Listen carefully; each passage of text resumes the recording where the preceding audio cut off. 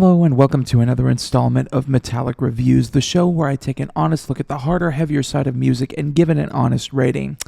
Today, we head to Finland to examine yet another one of those European power metal groups that kind of tends to get a little bit overlooked when swimming through that massive genre pool. Yes, it's Stratovarius and their whopping 17th studio album, Survive, released September 23rd on Ear Music. Now, these guys have been around since 1985 and have had a fairly impressive bit of steadiness when it comes to their general output. They've kept up the steady releases, but have they become dusty in quality? Let's find out. For me, power metal can often be divided into two separate categories. You've got your speed demons like Dragon Force, and then you've got your classically influenced 4/4 time till you die types like Halloween and Powerwolf.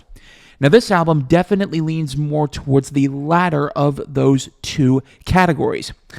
If you're looking for reinvention or something other than what hardcore death metal fans would label cheesy, you'll do well to avoid this album.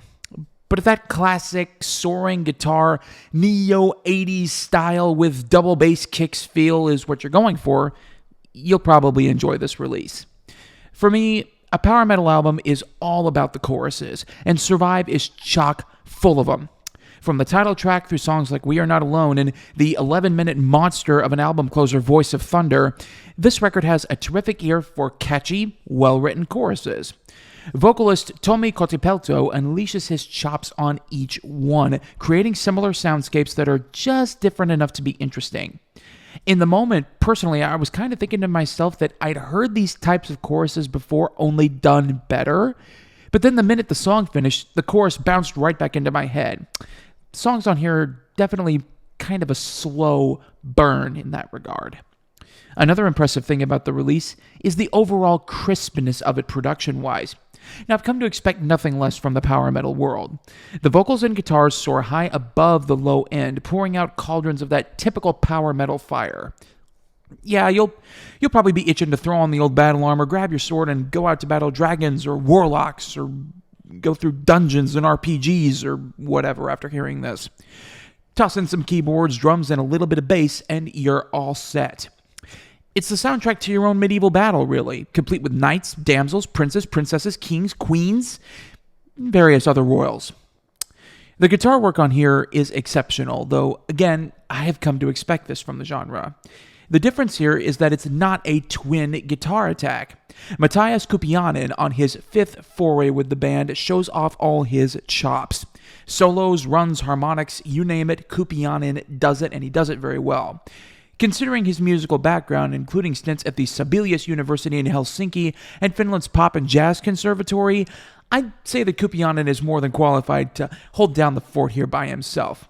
Now, I especially enjoy it when there are two of his parts laid over one another, thus creating these dual harmonics when it's only one instrument present on the track. It's absolutely amazing stuff. Really good. There are the positives. Now for a couple of negatives. The lyricism on here is average at best.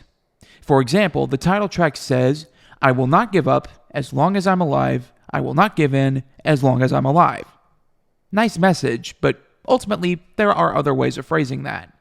Then you've got the album's second track, Demand, which is just basically seeing how many different words they could get to rhyme with demand and then building a song around it.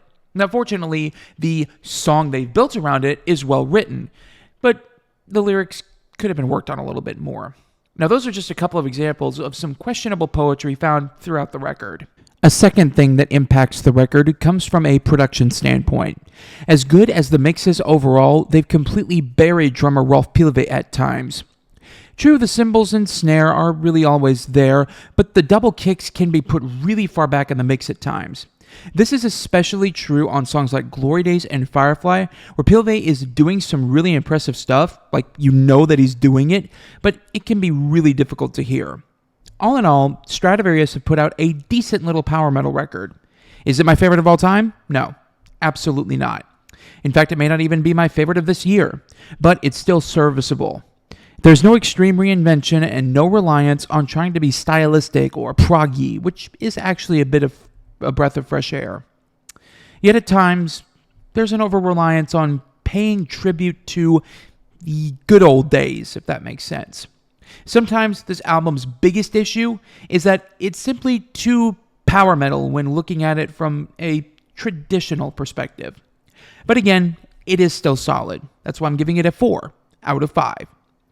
Thanks so much for watching. Click like and don't forget to subscribe for more weekly Metallic reviews. Next week begins a 2-week stretch where we have 2 of the biggest metal releases of the year. Big times in the genre, folks. We're going to kick it off with Slipknot's new one, The End So Far. I hope you'll join me. You've been watching Metallic Reviews, where I give honest ratings to honest music, and I'll see y'all next time.